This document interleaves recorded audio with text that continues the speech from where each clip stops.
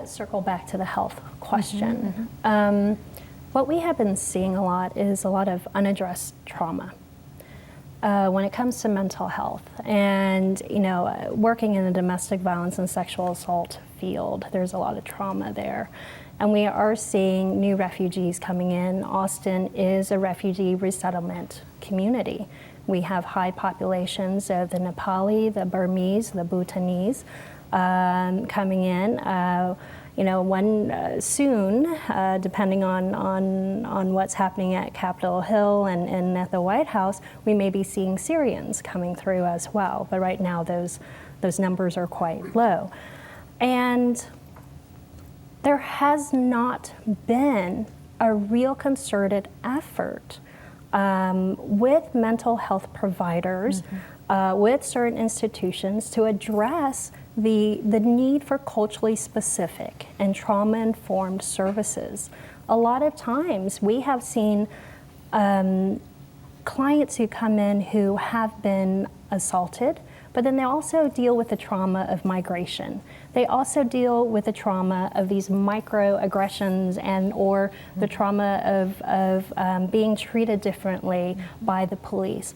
And we just have not seen any kind of culturally specific services made available.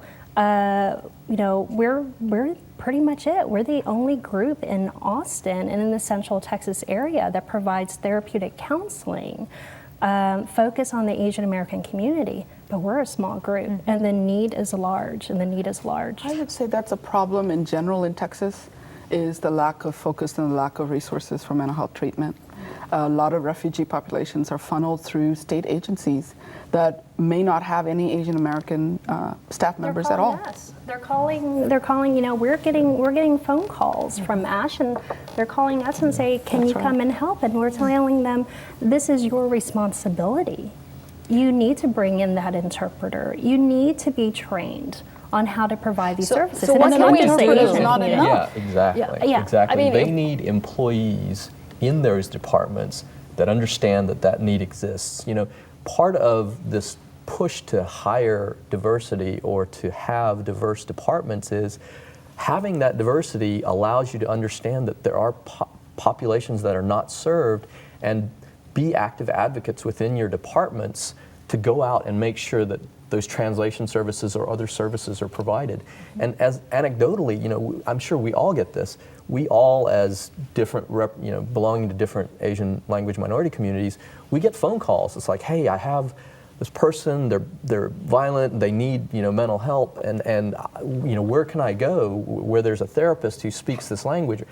And sometimes there's none, and these are the issues that, as Linda says, as we have refugee populations move here, there's an Iraqi population here in North Austin, and are we prepared when we bring large populations of refugees over here to provide them with the needed services so that they can adapt? But it's not even just the refugee population. Right. We have citizens who live here and may speak English well, but we just don't have the services that can really resonate with their cultural identity.